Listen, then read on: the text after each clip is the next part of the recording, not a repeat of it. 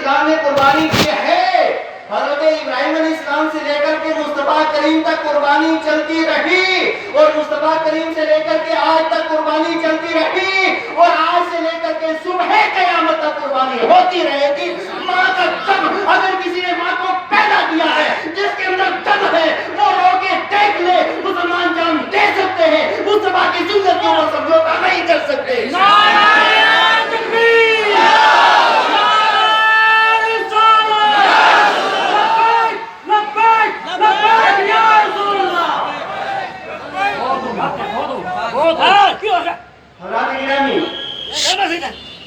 صحابہ کرام رضوان اللہ تعالی علیہم مسجد نبوی کے اندر ہیں، انہوں نے مصطفیٰ کریم کی بارگاہ میں سوال کیا، ما ہی وضاحی، یا رسول اللہ یہ قربانیاں کیا ہیں؟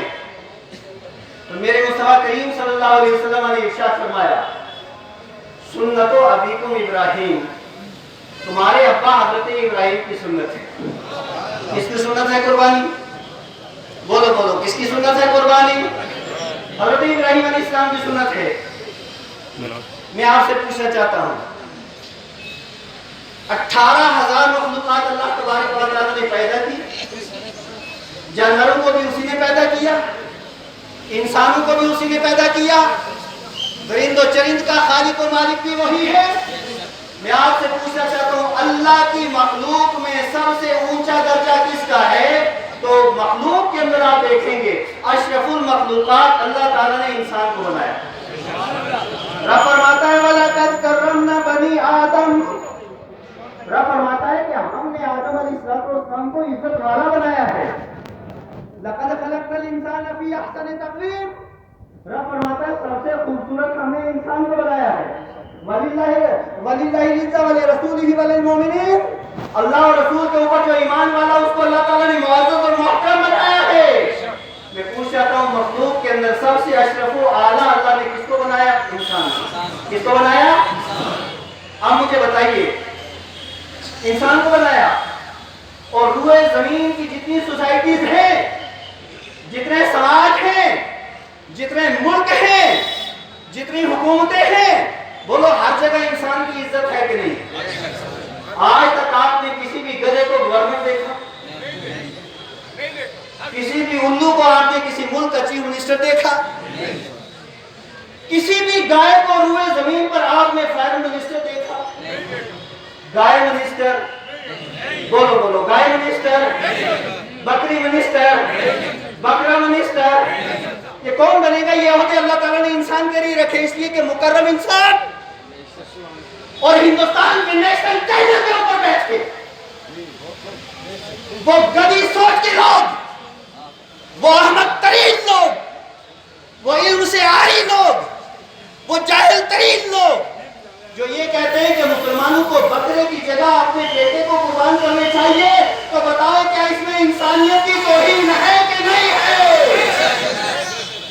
اور انسانیت کی جب توہین ہے تو مجھے بتایا جائے، انسانیت کی توہین جب دلی سے ہوگی اور حکومت اس کے اوپر ایکشن نہیں لے گی، بولو پورے یورپ کے اندر ہندوستان کی بدنامی ہوئی کہ نہیں ہوئی؟ عرب کے اندر بدنامی ہوئی کہ نہیں ہوئی؟ عجم کے اندر بدنامی ہوئی کہ نہیں ہوئی؟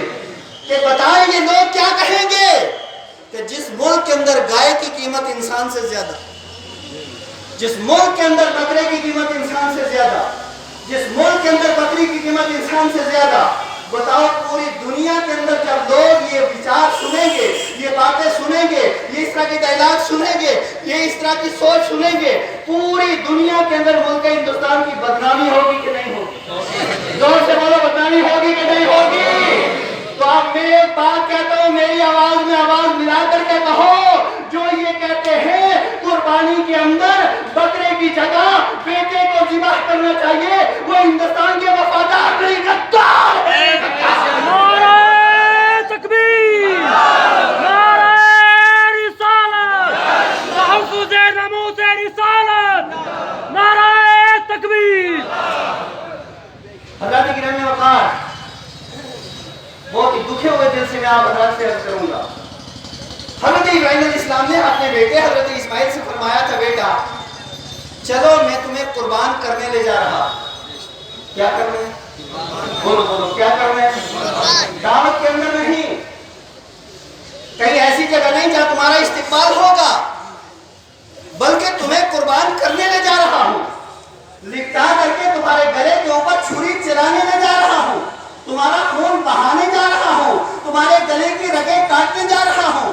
تو قرآن کہتا ہے حضرت اسماعیل علیہ السلام نے ایک بھی اعتراض نہ کیا، بلکہ عرض کیا فَافَعَلْ مَا تُؤْمَرُ، آپ کو جو حکم ہوا ہے آپ کرتے چاہیے، سَنَجْتَنِبُ انشاءاللہ من الصابرین، میں صبر کروں گا، میرا ایک بار بھی جنبش کرنے والا نہیں ہے۔ مجھے بتائیے یہ حضرت ابراہیم علیہ السلام نے اپنے بیٹے کی تربیت ایسی تربیت کی کہ حضرت ابراہیم علیہ السلام فلسطین کے سے جب وہ تشریف لائے، مکہ معظمہ تشریف لائے، حضرت اسماعیل کی شادی ہو چکی تھی۔ شادی ہو جانے کے بعد جو ان کی عورت تھی، السلام علیکم وعلیکم السلام، نہ چائے کا پوچھا، نہ پانی کا پوچھا، نہ ناشتے کا پوچھا، نہ کچھ اور پوچھا۔ واپس آئے حضرت اسماعیل، کہا یہاں تو مجھے خوشبو آ رہی ہے، اللہ کے نبی کی آیا کون تھا؟ کہا یہ بزرگ آئے تھے، اس کی شکل و صورت ایسی تھی۔ کہا تو آپ نے کچھ خاطر تواضع کی؟ کہا نہیں، نہ تو میں نے چائے کا پوچھا، نہ پانی کا پوچھا، نہ ناشتے کا پوچھا، نہ اس کے علاوہ کچھ بھی نہیں پوچھا۔ کہا اچھا کچھ نہیں پوچھا تو جاتے ہوئے کوئی پیغام دے کر کے گئے؟ کہاں بس اتنی بات کہہ کے گئے کہ جب اسماعیل واپس آئے تو انہیں کہہ دینا کہ گھر کی چوکٹ ٹھیک نہیں، اسے بدل دیں۔ کہا اچھا ٹھیک ہے، اسی اور طلاق نامہ لکھا، کہا جا اپنے ماں باپ کے گھر، مجھے تیری کوئی ضرورت نہیں۔ کہا ہوا کیا؟ کہا جسے اللہ تبارک و تعالی نے جد الانبیاء بنایا، وہ میرے والد ماجد ان کی خوشبو یہاں پہ، اور ان کی تو نے خاطر تواضع نہیں کیا، تو میرے گھر رہنے کے لائق نہیں ہے۔ میں پوچھنا چاہتا ہوں حضرت اسماعیل علیہ السلام وہ ہیں کہ بچپن کے اندر ذبح ہونے کے لیے تیار، اور حضرت اسماعیل علیہ السلام وہ ہیں کہ جوانی کے اندر سب سے پہلے ایک عام انسان کو اپنی عورت ہوتی ہے، لیکن اپنے والد کی محبت اور ان کی رضا کے لیے اپنی عورت کو بھی انہوں نے چھوڑ دیا۔ کیوں؟ میرے مصطفیٰ کریم ارشاد فرماتے ہیں کہ فی رضا الوالد رضا الرب، کہ جس بندے کا باپ راضی ہو جاتا ہے اس پہ اس کا رب راضی ہو جاتا ہے۔ میں آپ سے پوچھنا چاہتا ہوں، خدا نہ مجھے بتائیے آج مجموعی طور پہ ہمارے بچے ہماری مانتے ہیں؟ آج اگر بچہ کوئی کہہ دے ماں باپ کے تجھے قربان ہوتا ہے، ہم میں سے کسی کا بچہ قربان ہونے کے لیے تیار ہے؟ کسی کا بچہ اپنی بیوی کو طلاق دینے کے لیے تیار ہے ماں باپ کی رضا کے لیے؟ یہ آخر کر ہمارا معاشرہ، ہمارا سماج یہ تباہ و برباد ہوا کیوں؟ آج کے دن یہ پیغام لے کر کے جاؤ۔ میرے مصطفیٰ کریم علیہ السلام نے ارشاد فرمایا الولد سید الی 7 سنین، آقا فرماتے ہیں کہ بچہ 7 سال تک بادشاہ ہوتا ہے۔ کتنے سال تک؟ اب بادشاہ کا مطلب کیا ہوتا ہے کہ بادشاہ کو ڈانٹا نہیں جاتا، بادشاہ کو مارا نہیں جاتا، بادشاہ کو ڈرایا نہیں جاتا، بادشاہ کو ہڑکایا نہیں جاتا، بادشاہ کا ہر ایک حکم مانا جاتا ہے۔ مطلب یہ ہوا کہ بچہ جب تک 7 سال کا ہوتا اسے مارنا منع ہے، اسے ہڑکانا منع ہے، اسے ڈانٹنا منع ہے، اور اس کے اوپر کسی طرح کا تشدد 7 سال تک بالکل روا نہیں ہے۔ 7 سال تک اس کی ہر ایک ماننی ہے۔ اور پھر میرے واقع ارشاد فرماتے ثم خادمک الی 7 سنین، اس کے بعد 7 سال تک، 7 سے لے کر کے 14 سال تک یہ بچہ تمہارا خادم ہے۔ اور خادم کا اصول قاعدہ کیا ہے کہ خادم جب بھی غلطی کرتا ہے اس کے کان دبائے جاتے ہیں، خادم جب بھی کوتاہی کرتا ہے اسے سزا دی جاتی ہے، خادم جب بھی غلطی کرے گا بار اس سے ہوگی۔ مطلب یہ ہے کہ 7 سال سے لے کر کے 14 سال تک جو تمہارا بچہ ہے وہ اگر غلطی کرے تو تنبیہ کرو، وہ اگر ادھر ادھر جائے تو بات پرس کرو، اس کا اٹھنا دیکھو، بیٹھنا دیکھو، چلنا دیکھو، پھرنا دیکھو، اس کی سوسائٹی دیکھو، اس کے احباب دیکھو، اس کے دوست دیکھو، اور 14 سال تک ہر چیز اس کے ہاتھ میں موبائل جیسی لان کی چیز مت دو، اور اچھے طریقے سے اس کا خیال رکھو، اس کی تربیت کرو۔ اب جب یہ بچہ 14 سال کا ہو جاتا ہے اس کے بعد ایک چھپی ہوئی صلاحیت اس کے اندر بیدار ہو جاتی ہے، اور وہ احساس کی صلاحیت ہوتی ہے۔ اب اس پہ نہ تشدد کیا جائے گا اور نہ ہی اس کو مارا جائے گا، نہ بیجا ڈال کیا جائے گا، بلکہ آقا فرماتے ہیں ثم وزیرک الی 7 سنین، 14 سال سے لے کر کے 21 سال تک یہ بچہ تمہارا وزیر ہے۔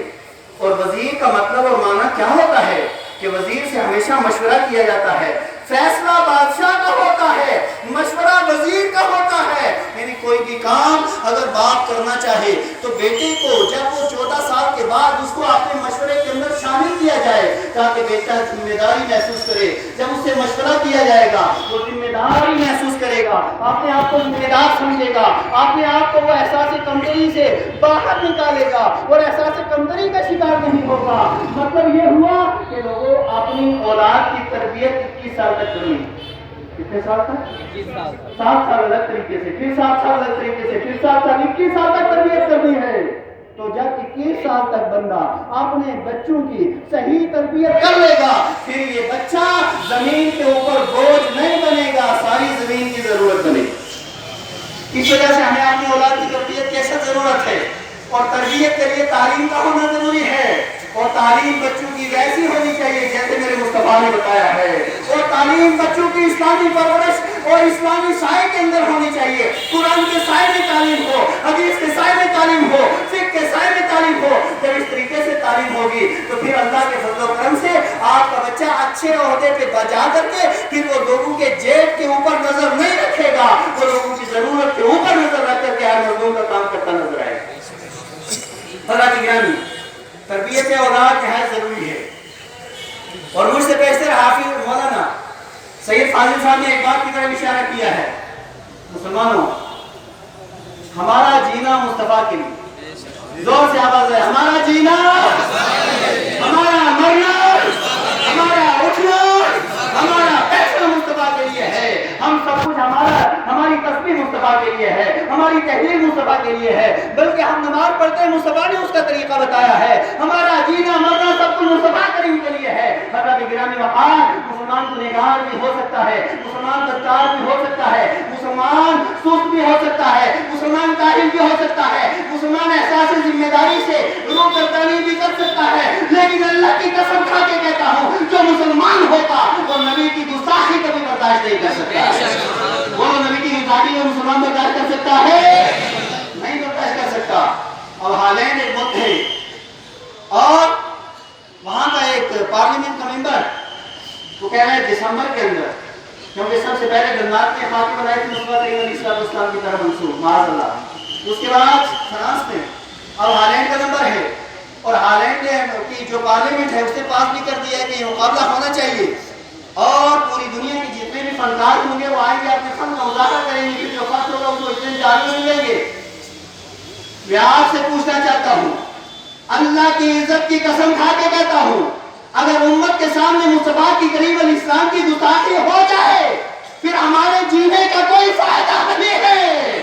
اس وجہ سے جتنے بھی مسلمان ہیں سب کے لیے پیغام یہی ہے کہ ہر جگہ پہ اپنی قرارداد منظور کروا کر کے اچھے طریقے سے مرکزی گورنمنٹ کو ہم یہ کہنا چاہتے ہیں کہ وہ سفارتی تعلقات ہالینڈ سے بالکل ختم کرے اور واضح طور پہ پیغام دے, اگر حضور کی توہین ہوگی تو ہم سفارتی تعلقات نہیں رکھیں گے, ورنہ یاد رکھے کہیں ایسا نہ ہو کہ ہالینڈ نے اچھی بدتمیزی کر دی تو تیسری عالمی جنگ کہیں شروع نہ ہو. لبیک لبیک لبیک لبیک یا رسول اللہ. گستاخ نبی کی ایک سزا. حضرات گرامی وقار, میں آپ سے یہ عرض کروں گا کہ اس طرح کی جتنے بھی گستاخ کسی بھی ملک ہے کہ ہوں تو گستاخی نبی کی ایک ہی سزا ہے. گستاخی نبی کی, بولو بولو, گستاخی نبی کی, گستاخی نبی کی ایک سزا, سر تن سے جدا, سر تن سے جدا. اور اس طرح کا گستاخ پوری دنیا کے اندر کہیں بھی ہو ہر کسی سے برداشت نہیں کیا جائے گا. اور ہم یہ پیغام پہنچا دینا چاہتے ہیں کہ اس کے نتائج سنگین سے سنگین تر ہوں گے. ہماری حکومت کی بھی ذمہ داری ہے کہ یہ بات وہاں تک پہنچائے. اور میں آپ سے یہ بھی عرض کروں حضرات گرامی, 2 چیزوں سے امت کو بڑا نقصان ہوا. کتنی چیزوں سے؟ 2 چیزوں سے بہت اس کا نقصان ہوا. ایک تشدد سے نقصان ہوا ہے. اب تشدد کیا ہے؟ شدت پسندی, ہر معاملے میں شدت پسندی. مولوی شدت پسندی کے اوپر اتر رہے ہیں, آفیسران شدت پسندی کے اوپر, عام معاشرے کے لوگ شدت پسند بن جائیں. تو شدت پسندی سے ہمیشہ نقصان ہوا ہے. اور شدت سے شدت کو کبھی ختم نہیں کیا جا سکتا. شدت کو نرمی سے ختم کیا جا سکتا ہے. شدت آگ ہے, نرمی پانی ہے, اور آگ کے اوپر اگر اور آگ ڈالنے کی کوشش کرو گے اور زیادہ شعلے بڑھیں گے. آگ کے اوپر پانی ڈالو گے شعلے ختم ہو جائیں گے. لہذا شدت پسندی اور اپنے معاشرے کے اندر تشدد کو ختم کیا جائے. بیجا تشدد سے بہت نقصان ہوتا ہے, اپنے بھی کٹ جاتے ہیں اور غیر بن جاتے ہیں. اور دوسری چیز ہے تعصب. خدا را مسلمانوں, آج ذات برادری کی بنیاد پر کہیں اونچ ہے، کہیں نیچ ہے، کہیں ذات ہے، کہیں برادری ہے، یہ اس برادری کا ہے، یہ اس برادری کا ہے، اور نہ جانے کیا کیا اس تعلق سے ہوتا ہے۔ میں آپ سے پوچھنا چاہتا ہوں کہ یہ مصطفیٰ کی تعلیم ہے؟ کیا یہ حضور علیہ السلام کا فرمان ہے کہ میرے مصطفیٰ کریم صلی اللہ علیہ وسلم نے ایسا درس دیا تھا؟ جب یہ درس نہیں دیا میرے مصطفیٰ نے، بلکہ آقا نے فرمایا لا فضل لعربی علی العجمی ولا لعجمی علی العربی ولا لابیض علی الاحمر ولا لاحمر علی الاسود الا بالتقوی۔ میرے آقا ارشاد فرماتے ہیں عربی کو عجمی کے اوپر، عجمی کو عربی کے اوپر، گورے کو کالے کے اوپر، کالے کو گورے کے اوپر کوئی فضیلت نہیں۔ خدا کے نزدیک مکرم وہ ہے جس کے عمل اچھے ہیں۔ وہاں تو عمل کی بات ہے، اور اسلام ہمیں عمل کا طریقہ بتاتا ہے۔ یہ کیا ہوا کہ آج تعصب کی بنیاد پہ، بلکہ مجھے تو حیرت یہ بات کیوں ہوتی ہے، آج عیدگاہیں بھی برادری کے نام پہ بن رہی ہیں، آج مسجدیں برادری کے نام پہ بن رہی ہیں، آج مدرسے برادری کے نام پہ بن رہے ہیں، اور میں واضح طور پہ مرکزی عیدگاہ سے یہ فتویٰ صادر کرتا ہوں کہ برادری کے نام پہ جو عیدگاہ بنے وہ عیدگاہ نہیں، اس کے اندر نماز درست نہیں۔ برادری کے نام پہ جو مسجد معرض وجود میں آئے وہ مسجد نہیں ہے۔ مسجد برادری کے نام پہ نہیں بننی چاہیے، اسلام کے نام پہ بننی چاہیے، حضور کی محبت کے اندر غرق ہو کر کے بننی چاہیے۔ اور اسی طریقے سے بہت سی دیکھو میرے پاس بہت لوگوں نے میسج دے فلاں برادری کی طرف سے آپ کو سلام، تو ایسی ساری برادری کو ہمارا سلام، سلام مفاقت، ہمارا کسی برادری سے کوئی تعلق نہیں، ہماری ایک ہی برادری ہے جس برادری کے جھنڈے کا نام لا الہ الا اللہ محمد رسول اللہ صلی اللہ علیہ وسلم ہے، اور اس کے اعلان کی نشان اس کا اسلام ہے۔ ایک ہی برادری ہے ہماری، اور اسی کی برادری کے ساتھ ہمیں تعلق رکھنا ہے۔ اب اس ہماری برادری کا کوئی بھی بندہ اس برادری کا، اسلام برادری، کس برادری کا، وہ مشرق میں ہو کہ مغرب میں ہو، شمال میں ہو کہ جنوب میں ہو، عرب میں ہو کہ عجم میں ہو، ہند میں ہو کہ سندھ میں ہو، دنیا کے کسی کونے کے اندر ہوگا، اس کے اگر تشدد ہوگا تو ہم سب کو درد ہونا چاہیے اپنی برادری۔ اس وجہ سے ہمارے یہاں کسی اور برادری کا کوئی کنسپٹ نہیں ہے، ہمارے مذہب اسلام اور یہی سپر ہے، یہی سب کچھ ہے۔ اگلی بات میں آپ سے عرض کروں گا، میں نے احتجاجی جلوس کے اندر کہا تھا، اور یہ مسئلہ کسی مذہب کا نہیں ہے، یہ مسئلہ جو آپ نے بیان کر رہا ہوں کسی مسلک کا نہیں ہے، یہ مسئلہ کسی برادری کا نہیں ہے، یہ مسئلہ کسی ذات کا نہیں ہے، یہ مسئلہ جموں کشمیر کے سارے عوام کے وقار کا مسئلہ ہے۔ بولو بولو کس کا مسئلہ ہے؟ جموں کشمیر کے عوام کے وقار کا مسئلہ ہے، ان کی عزت کا مسئلہ ہے، ان کی حرمت کا مسئلہ ہے، ان کے حقوق کا مسئلہ ہے، اور ان کی ذمہ داری کا مسئلہ ہے۔ اور آج کچھ بہت طاقتیں جو سوشل میڈیا کے اندر بار بار یہ بیان دیتے ہیں کہ ہم 1921 تک ہندوستان کو ہندو راشٹر بنا دیں گے، جن کی ساری ویڈیوز میرے پاس موجود ہیں، جن کا کہنا یہ ہے کہ یہاں کلمہ پڑھنے والا کوئی نہیں ہوگا یا مسجد کوئی نہیں ہوگی، لیکن یہ تمہاری بھول ہے، اس لیے کہ یہ ہندوستان تمہارے باپ کا نہیں، یہ خواجہ غریب نواز کا ہے۔ خواجہ غریب نواز کا آستانہ بھی زندہ، ہندوستان کے اندر مسلمان بھی زندہ، اور دنیا کی کوئی طاقت ہندوستان سے مسلمانوں کو مٹا نہیں سکتی ہے۔ میرے مصطفیٰ کریم نے فرمایا تھا مجھے ہندوستان سے خوشبو آ رہی ہے، ہندوستان سے، بولو بولو ہندوستان سے، وہ غائب کی خوشبو نہیں تھی، وہ خوشبو خواجہ غریب نواز کی عبادت کی تھی، وہ خوشبو حضرت قطب الدین مختار باقی کی ریاست کی تھی، وہ خوشبو حضرت نظام الدین اولیاء کی تھی، وہ خوشبو حضرت نظام الدین اولیاء کی تھی، وہ خوشبو حضرت قطب الدین مختار کاکی کی تھی، وہ خوشبو امام احمد اللہ محدث بریلوی کی تھی۔ یہ ہمارے بزرگ بھی زندہ، ہندوستان کے اندر مسلمانوں کی عزت و احترام بھی زندہ۔ حکومت کسی کو مل جائے اس کا یہ مطلب نہیں دوسروں کو دباؤ، حکومت کسی کو مل جائے اس کا یہ مطلب نہیں داعش پھیلاؤ، حکومت کسی کو مل جائے تو اس کا یہ مطلب نہیں انسانیت کو پامال کرو۔ ہندوستان کے اندر مسلمانوں کی 1800 سال تک حکومت ہے، کتنے سال تک؟ 800 سال تک، اور کوئی بتا نہیں سکتا کہ ان 800 سالوں کے اندر مسلمانوں نے کسی کے اوپر ظلم و ستم کیا ہو۔ اگر میں صحیح تاریخ آپ کے سامنے رکھوں تو بہت ٹائم گزر جائے گا۔ حضرات مجھے نہایت افسوس کے ساتھ کہنا پڑتا ہے، چند شدت پسند لوگوں کو حکومت مل گئی، اب وہ بالکل جینا محال کر رہے ہیں، کبھی گائے کا مسئلہ لے کر کے آ رہتے ہیں، کبھی طلاق ثلاثہ کا مسئلہ لے کر کے آ دیتے ہیں۔ تو طلاق کا مسئلہ کسی دنیا دار کا بنایا ہوا نہیں، پروردگار نے اتارا ہے، اور جو طلاق کا مسئلہ قرآن کے اندر موجود ہے اس کے اوپر کوئی سمجھوتا ہو سکتا ہے؟ زور سے بولو، کوئی سمجھوتا ہو سکتا ہے؟ اور جو مسلمان اس پہ سمجھوتے کی بات کرے گا، ہمارا فتویٰ یہ ہے وہ مسلمان نہیں پکا کافر ہے، اس کا اسلام کے ساتھ کوئی تعلق نہیں ہے، یہ منسوخ مسائل ہیں۔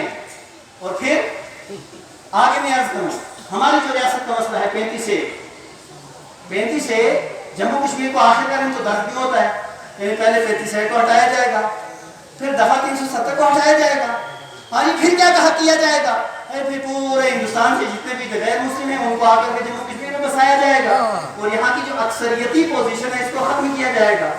تو ہم کہتے ہیں یہ تمہارا خواب ہے اور خواب رہے گا۔ کیا ہے تمہارا یہ؟ کیا ہے تمہارا یہ؟ خواب ہے اور خواب رہے گا۔ اور فاروق مصباحی یہ کسی دکان کے اندر بات نہیں کر رہا ہے، عیدگاہ کے میدان سے بات کر رہا ہے۔ یہ خواب ہے اور خواب رہے گا، اس لیے کہ یہ ہمارا جموں کشمیر حضرت امیر کبیر کے گلستان کا نام ہے، ہمارا جموں کشمیر علم بردار کشمیر کی راجدھانی کا نام ہے، ہمارا جموں کشمیر بابا غلام شاہ بادشاہ کی عبادت و ریاضت کے منصوبوں کا نام ہے۔ یہ جتنے بھی آستانے ہیں یہ کل بھی جموں کشمیر کی حفاظت کرتے تھے، آج بھی کرتے ہیں اور صبح قیامت تک کرتے رہیں گے۔ اب کوئی آدمی سوچے کہ ہم 35 کو ہٹا دیں گے، تو ہم کہتے ہیں جو لوگ 35 کو ہٹانا چاہتے ہیں وہ ہندوستان کے غدار، زور سے آواز ہے، وہ ہندوستان کے اور زور سے ہندوستان کے کیوں غدار ہیں؟ میں آپ کی اسی سابقہ بات کو میں دہرا دینا چاہتا ہوں۔ ہندوستان کی دو ہی چیزیں خوبصورت تھیں، ایک ہندوستان کا نوٹ اور دوسرا ہندوستان کا نقشہ۔ نوٹ کی کیا حالت ہوئی وہ آپ جانتے ہیں۔ اب آگے میں تبصرہ نہیں کروں گا، ہندوستان کا نوٹ آپ پوری دنیا کی کرنسی رکھیں اور ہندوستان کا پرانی کرنسی رکھیں، ہندوستان کا نوٹ پوری دنیا کے اندر سب سے زیادہ خوبصورت تھا، آپ کیا ہوا بہرحال آپ جانیں۔ اور دوسرا ہندوستان کا نقشہ، پوری دنیا کے اندر آپ دیکھیں ہندوستان کا نقشہ سب سے خوبصورت، اور ہندوستان کے نقشے کی خوبصورتی کی وجہ جموں کشمیر کیا ہے؟ جموں کشمیر تاج، اور تاج کو تاج دیا جائے، کسی بھی آدمی کا سر کاٹ دیا جائے خوبصورت ہوگا؟ خوبصورت ہی نہیں، جان بھی ختم۔ تو جموں کشمیر یہ ملک کے تاج کا نام، ہندوستان کے تاج کا نام، تو پورا ہندوستان یہ در ہوا، جموں کشمیر اس کا سر ہوا، سر اور در کے درمیان رابطہ ہوتا ہے شارد سے، اور وہ شارد 35 سے بولو کیا ہے؟ اور جس دن 35 ایک ختم ہوگا سارا الگ ہوگا، دار الگ ہو جائے گا۔ اب جو سر دار کو الگ کرنا چاہے بولو وہ ہندوستان کا وفار ہے کہ غدار ہے؟ 35 کے ساتھ چھیڑ چھاڑ کرنے والے ہندوستان کے غدار، گائے کا مسئلہ اجاگر کرنے والے ہندوستان کے غدار، اور یہ قربانی کا مسئلہ چھیڑ کر کے فساد کرنے والے ہندوستان کے غدار، یہ بھائی چارے کو ختم کرنے والے ہندوستان کے غدار، ہندوستان کے وفادار وہی ہے جو کل بھی خواجہ خواجہ کرتے تھے، آج بھی خواجہ کرتے تھے۔ حضرات گرامی، اس کے علاوہ میں آخری بات ہے کہ اپنی تقریر ختم کرنا چاہتا ہوں۔ اوقاف اسلامیہ وقف ہے کیا؟ وقف کا مطلب ہوتا ہے وہ زمین، وہ جگہ، وہ چیز جو اللہ کے لیے آزاد کر دی ہے۔ کس کے لیے؟ بولو بولو، کس کے لیے؟ وقف کا مطلب، وقف کا یہ مطلب ہوتا ہے کہ اس کے اوپر کسی کی اجارہ داری نہیں ہوتی، وقف کا یہ مطلب ہوتا ہے اس کے اوپر کسی کی ملکیت نہیں ہوتی، وہ کسی کی ذاتی پراپرٹی نہیں ہوتی، جو بھی کلمہ پڑھنے والا ہوگا وہ اس کا مالک ہوگا۔ سمجھے وقف کی تعریف؟ اور وقف کی جمع اوقاف آتی ہے عربی زبان میں، اور یہ عربی زبان کا لفظ ہے۔ اب پونچھ کے اندر بڑی پراپرٹی تھی وقف، اب کچھ لوگ کہہ رہے ہیں ہائی کورٹ میں چلے گئے، میں کہتا ہوں یہ ہائی کورٹ میں تو چار آدمی جانے والے پہنچ گئے، اور پھر ٹیبلوں کے اندر دفتروں کے اندر بیٹھے یہاں بھائی چارہ ہونا چاہیے، تو مسلمانوں کی جڑیں کاٹو اور اس کے بعد بھائی چارہ قائم رہے۔ بولو بولو، مسلمانوں کی جڑوں کاٹنے والا کیا بھائی چارہ قائم رکھنے کا قائل ہو سکتا ہے؟ بالکل نہیں۔ ایسے لوگوں کی بات سننی چاہیے، ایسے لوگوں کے پاس جانا چاہیے، ایسے لوگوں کا ساتھ دینا چاہیے۔ اب یہ لوگ کہ جی وقت کیا ہے، جی دیکھو جی ان کو یہ جگہ کیوں ملی، یہ کیوں ملی، یہ کیوں ملی، یہ کیوں ملی، لہذا 1920 کا ریکارڈ نکالا جائے اور اس سے پہلے جو ہے وہ پوزیشن بحال کی جائے. تو ہم کہتے ہیں تم تو تھوڑا قریب گئے نا. ہم پھر کہتے ہیں کہ ہندوستان کی ساری پوزیشن 1857 سے پہلے ہونی چاہیے. تو 1857 سے پہلی پوزیشن کیا تھی کہ لال قلعے کے اوپر مودی کی تقریر نہیں ہوتی تھی, بہادر شاہ ظفر کی تقریر ہوتی تھی, اورنگزیب عالمگیر کی تقریر ہوتی تھی, شاہ جہاں کی تقریر ہوتی تھی, جہانگیر کی تقریر ہوتی تھی. تو اگر پرانی ہسٹری قائم کرنی ہے تو ٹھیک ہے, کیونکہ 1920 بعد میں ہے, 1857 پہلے ہے, جو پہلے ہے اسے پہلے قائم کیا جائے, اور جو بعد کی بات ہے پھر بعد میں دیکھی جائے گی. اور پھر یہ پرانی اگر ہسٹری کھلے گی تو گیتا بہن بھی ہوگا آپ کی جگہ. ہسٹری اگر ہمیں چپ رہنے دو, ہمیں چپ رہنے دو, ہمیں چپ رہنے دو, جب بولیں گے تو پھر بہت کون کھلیں گے. یہ گیتا بہن کا مسئلہ بھی اٹھے گا. کس کی جاگیر تھی اٹھا کے دیکھیے ریکارڈ. نظام الدین کی تھی, نظام الدین مسجد کی, بالکل, اور نظام الدین کی حویلی تھی. پھر پچھلا ریکارڈ سارا کھلے گا. اور پھر یہ جو پونچھ کا قلعہ ہے اس کا فاؤنڈر بھی رستم خان ہے. ہسٹری اگر کھولیں گے تو پھر پریڈ گراؤنڈ کا پارک کوئی پریڈ گراؤنڈ کا پارک نہیں, مسلمانوں کا قبرستان ہے. ہسٹری کھولیں گے تو پھر بہت سی ہسٹری کھل جائے گی. اس لیے تم بھی چپ رہو, ہمیں بھی چپ رہنے دو. اور جب بولو گے تو تم جتنا بولو گے اس سے ڈٹ کے ہم بولیں گے ہمیں بولنا آتا ہے. اور الحمدللہ ہمارے پاس مال و دولت نہیں, بزرگوں نے ہمیں جرأت عطا کی ہے. ہم آنکھ میں آنکھ ڈال کر کے بات کرنا جانتے ہیں. اس لیے ہم یہ کہتے ہیں کہ ہم یہ فتنہ فساد نہیں چاہتے. مسلمانوں بتاؤ, ہم کہتے ہیں بھائی چارہ قائم رہنا چاہیے نا, امن رہنا چاہیے نا. حضرت ابراہیم کی بنیادی دعا ہی یہی تھا, یا اللہ شہر مکہ کو امن والا شہر بنا. تو آج سنت ابراہیمی کے موقع میں ہم یہ اعلان کرتے ہیں یا امن رہنا چاہیے, بھائی چارہ رہنا چاہیے. لیکن بتاؤ اوقات کے خلاف بات ہوگی تو بھائی چارہ رہے گا, امن رہے گا.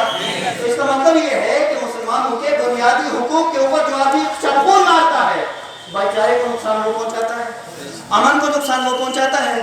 تو امن و امان اور بھائی چارے کو جو لوگ نقصان پہنچاتے ہیں ان سے ہم درخواست کرتے ہیں اپنی زبان بند رکھیں. زبان کھلیں گی تو پھر بہت کچھ کھلے گا. اس وجہ سے یہ ساری باتیں بند رہیں. اور میں یہ بھی عرض کروں, ہندوستان کے اندر آپ دیکھیں نیشنل سطح کے اوپر اور انٹرنیشنل کتنے چینل چل رہے ہیں. ہر طرح کے چینل, بکواس والے چینل, ٹاٹا کرنے والے چینل, بے حیائی والے چینل, بدتمیزی والے چینل, جانوروں والے چینل چل رہے ہیں. ہر مذہب کا چینل چل رہا ہے, ہر مذہب اپنی تبلیغ کا کام کر رہا ہے. اور کیا ہو گیا اس ملک کے اندر کہ مسلمانوں کی بات جو چینل بتاتے ہیں وہ چینل بند کر دیں. کتنی دہشت گردی پھیلائی دعوت اسلامی نے, کتنی دہشت گردی پھیلائی ہے کیو ٹی وی نے, کتنی دہشت گردی پھیلائی ہے نور ٹی وی نے, کتنی دہشت گردی پھیلائی ہے ہدایت ٹی وی نے. یہ جتنے بھی مسلمانوں کے چینل تھے ان سارے چینل کو بند لینا چاہیے کہ کھلنا چاہیے. لوگوں کو نماز کا پتہ چلتا, روزے کا پتہ چلتا, زکات پتہ چلتا, حج کا پتہ چلتا, پڑوسی کے حقوق کا پتہ چلتا, ملت ابراہیمی کا پتہ چلتا, سنت ابراہیمی کا پتہ چلتا, قربانی کے مسائل کا پتہ چلتا. یہ بزرگ سارے بتاتے چینل پہ آ کے, اور وہ سارے کے سارے چینل بند کر دیے. اور اس کے علاوہ بند ہونا چاہیے تو منافرت پھیلانے والے چینلوں کو بند ہونا چاہیے. وہ بند ہونا چاہیے کہ نہیں بند ہونا چاہیے. زی ٹی وی کو بند ہونا چاہیے کہ نہیں بند ہونا چاہیے. اس طرح کے نفرت پھیلانے والے جتنے چینل ہیں ان کو بند ہونا چاہیے, لگام ان پہ کسنی چاہیے. یہ کیا ہوا تم نے مذہبی چینلوں کو بند کر دیا. لیکن کوئی بات نہیں, اگر وہ مذہبی چینل بند ہو تو ہم انشاءاللہ تعالیٰ کوشش کریں گے لوکل مذہبی چینل شروع کر دیں گے, ہر علاقے میں شروع کر دیں گے. یہ سلسلہ بہت آگے بڑھے گا. اس لیے بہتر یہ ہے کہ یہ سلسلہ جو ہے وہ قائم رہنا چاہیے, اور چینل جو جس طرح اسلامی پہلے تھے اسی طریقے سے یہ قائم رہنا چاہیے, اور اس طرح کا سلسلہ نہیں ہونا چاہیے. حضرات گرامی وقار, میں آپ سے یہ عرض کروں گا, اس وقت گورنر صاحب کی حکومت ہے اور جو جمہوریت کے اندر بڑے بڑی پریشانیاں بھی ہوتے ہیں. اس لیے ون مین حکومت ہے اس وقت, ایڈمنسٹریشن اور نظام کو چلانے اچھا چلا رہے. تو ہم ان سے گزارش کریں گے کہ جس طرح باقی ریاستوں کے اندر مدرسہ بورڈ ہے اسی طرح ریاست جموں کشمیر میں بھی مدرسہ بورڈ بننا چاہیے. کیوں بننا چاہیے؟ آپ کچھ لوگ کہہ رہے ہیں مسلمانوں کے اندر نہیں بننا چاہیے. تو جس کو نہیں ضرورت ہے وہ اس کے اندر علاج نہ کرے.